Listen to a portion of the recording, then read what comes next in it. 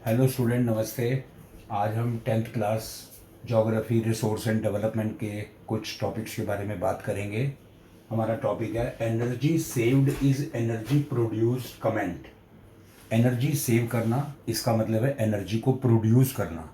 जितनी हम एनर्जी बचाएंगे, अपने इलेक्ट्रिकल अप्लायंसेस को कम से कम यूज़ करेंगे, समझो हमने उतनी कंट्री के लिए एनर्जी प्रोड्यूस कर दी। तो इसको कमेंट करना है। सबसे पहले प्रमोशन ऑफ एनर्जी कंजर्वेशन, हमको एनर्जी को बचाने के लिए को प्रमोट करना होगा। Increase use of renewable source of energy, हमें रिन्यूएबल सोर्स ऑफ एनर्जी को यूज करना होगा। रिन्यूएबल सोर्स ऑफ एनर्जी वो होते हैं जो हमें बार बार मिलते रहते हैं, such as solar energy, wind energy, geothermal energy etcetera, क्योंकि इनकी कॉस्ट कम होती है। और secondly judicious use of our limited energy resource, हमारे जो रिसोर्स लिमिटेड हैं, हमें उनका इस्तेमाल बहुत ही न्यायोचित तरीके से, जुडिशियस तरीके से करना होगा। तीसरा है using public transport such as bus, metro instead of personal transport, हमें पब्लिक ट्रांसपोर्ट का जैसे बस का, मेट्रो का इस्तेमाल करना होगा, पर्सनल व्हीकल इस्तेमाल नहीं करने होंगे या बहुत कम। उसके बाद switching off electricity when not in use, हमें अपनी इलेक्ट्रिसिटी के जितने भी अप्लायंसेज हैं उनको स्विच ऑफ कर देना चाहिए जब वो यूज़ ना हो रहे हो। उसके बाद using power saving devices, power saving devices करने से भी इलेक्ट्रिसिटी की खपत, उसका यूज़ कम होता है। हमारा नेक्स्ट टॉपिक है फीचर्स ऑफ ऑल्यूवियल सॉइल।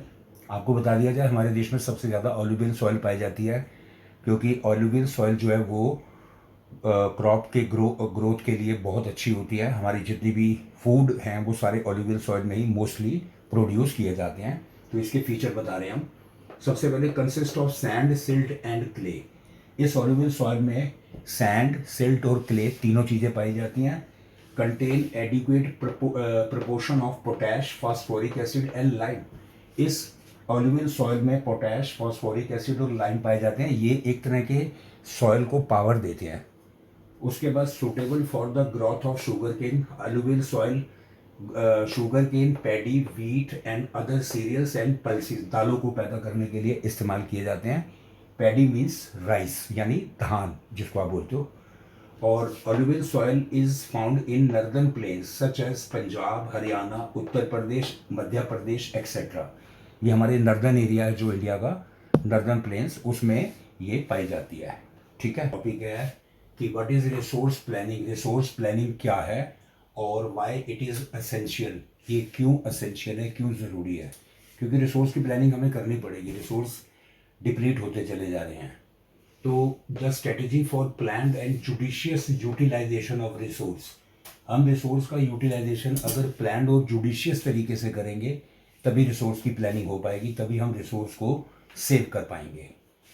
ये असेंशियल क्यों है? Reason first, for sustained quality of life and global piece. हमें रिसोर्स को अपनी एक अच्छी लाइफ को सस्टेन करने के लिए और ग्लोबल पीस बढ़ाने के लिए रिसोर्स को भी प्लानिंग करनी पड़ेगी।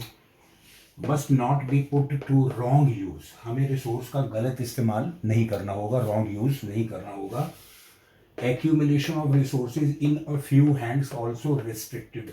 आपको पता है रिसोर्स रिच पीपल के हाथों में ज़्यादा होते हैं, तो हमें उसको रोकना होगा, क्योंकि रिसोर्स सभी को इस्तेमाल करने हैं लेकिन लिमिटेड स्केल से। उसके बाद हमारा नेक्स्ट टॉपिक है land degradation and its causes. Land degradation का मतलब होता है हमारी लैंड खराब हो जाती है, हम अपनी लैंड को ख़राब करते हैं। कौन से ऐसे तरीके हैं जिससे हम अपनी लैंड को ख़राब करते हैं, और ये लैंड डिग्रेडेशन है क्या? तो टेम्परेरी और permanent decline in the productive capacity of land. Temporary और परमानेंट जो लैंड का डिक्लाइन हो रहा है, प्रोडक्टिव कैपेसिटी लैंड की कम हो रही है, ये लैंड डिग्रेडेशन होता है। इसके पीछे के कॉजेज क्या हैं? सबसे पहले mining sites are abandoned after work. जो माइंस खोदी जाती हैं जिनसे हम अपने रिसोर्स निकालते हैं, उनको माइनिंग का काम कंप्लीट होने के बाद हमें उसे अबेंडन करना होगा, उन माइंस को कवर करना होगा। उसके बाद in Jharkhand, Madhya Pradesh, deforestation has cause land degradation. हमारे कुछ स्टेट्स हैं, मध्य प्रदेश है, झारखंड है, और भी स्टेट्स हैं, इनमें डिफॉरेस्टेशन बहुत होता है, पेड़ों को काटा जाता है जिससे हमारी लैंड डिग्रेड हो रही है, लैंड खराब हो रही है।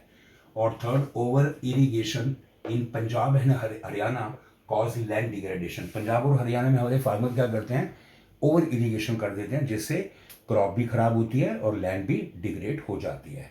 Plus geography, resource and development का एक इम्पॉर्टेंट टॉपिक आपके सामने पेश कर रहा हूँ। व्हाट इज़ कंजर्वेशन, कि रिसोर्स को हमें कंजर्व कैसे करना है, इसका क्या मीनिंग है, और what are the views of Gandhi ji about resource conservation. Resource को कंजर्व करने के लिए गांधी जी का क्या व्यू था, गांधी जी ने रिसोर्स को बचाने के लिए क्या अपने व्यू दिए थे। सबसे पहले, the management of resources by human beings in a judicious and plan way without disturbing environment, कि हमें ह्यूमन बीइंग को जुडिशियस और प्लान तरीके से बिना एनवायरनमेंट को डिस्टर्ब किए रिसोर्स का मैनेजमेंट करना है। इसी को कंजर्वेशन कहते हैं। हम अपने रिसोर्स को बचा सकते हैं, हमें प्लान और जुडिशियस तरीके से रिसोर्स को यूज़ करना होगा। गांधी जी ने क्या कहा कि there is enough for everybody's need and not for anybody's greed. आपने देखा होगा कि हर आदमी की ज़रूरत काफ़ी होती है, लेकिन हर आदमी की जो लालच है वो काफ़ी नहीं होता, वो बहुत ज़्यादा होता है। हमें उसको रोकना है। कुछ सेल्फिश लोग पर्सनल मोटिव के लिए रिसोर्स को डिप्लीट करते चले जा रहे हैं। फ्यूचर जनरेशन के लिए काफ़ी प्रॉब्लम सामने आ सकती हैं, आ भी रही हैं। साइंटिस्ट हमें वार्न भी कर रहे हैं।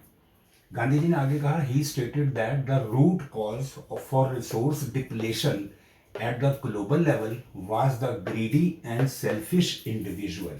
गांधी जी ने कहा कि रूट कॉज, यानी जो मेन कॉज है रिसोर्स डिप्लेशन का, रिसोर्स के कम होने का, वो ये ग्लोबल लेवल पर अगर हम ध्यान से देखें तो कुछ ग्रीडी, लालची और सेल्फिश इंडिविजुअल हैं जो इसके पीछे रिसोर्स को नष्ट कर रहे हैं, रिसोर्स को खराब कर रहे हैं। इसीलिए रिसोर्स कम होते जा रहे हैं। तो हमें रिसोर्स को कंजर्व करके रखना होगा, ऐसा गांधी जी ने भी कहा है, और हमारे साइंटिस्ट भी हमें वार्न कर रहे हैं। फ्यूचर जनरेशन के लिए हमें इनको सेव करके रखना होगा। Thank you students.